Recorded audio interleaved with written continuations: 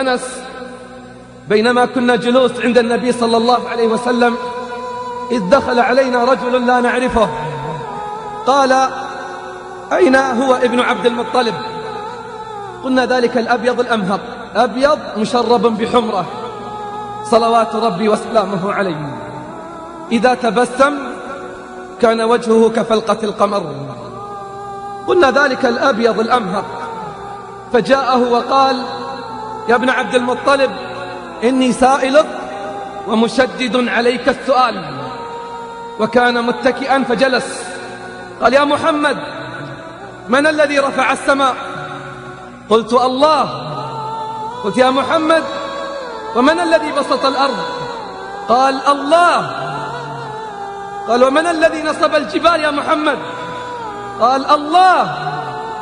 قال: أسألك بالذي رفع السماء وبسط الأرض ونصب الجبال، الله أرسلك إلينا رسولا؟ أسألك بالذي رفع السماء وبسط الأرض ونصب الجبال، الله أرسلك إلينا رسولا؟ فاحمر وجهه صلى الله عليه وسلم وقال: اللهم نعم. قال: أسألك بالذي رفع وبسط ونصب وأرسلك إلينا رسولا، الله أمرك أن تأمرنا ب5 صلوات في اليوم والليلة؟ قال: اللهم نعم. الله أمرك أن تأمرنا بالصيام؟ قال: اللهم نعم. قال: الله أمرك أن تأمرنا بأداء الزكاة؟ قال: اللهم نعم. الله أمرك أن تأمرنا بحج بيت الله الحرام؟ قال: اللهم نعم. قال: والذي بعثك بالحق والذي رفع السماء وبسط الأرض ونصب الجبال وأرسلك إلينا رسولا، لأحافظن على الصلاة ولأصومن رمضان وأعطي الزكاة وأحج البيت ولا أزيد على ذلك. فلما انطلق قال النبي صلى الله عليه وسلم: إن صدق دخل الجنة. إن صدق فيما قال وحافظ على الصلوات وصام رمضان وأدى الزكاة وحج بيت الله الحرام دخل الجنة. تأمل بارك الله فيك، تأمل رعاك الله.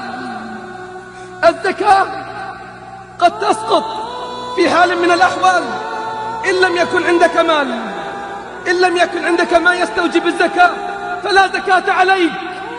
والصيام يسقط للأعذار.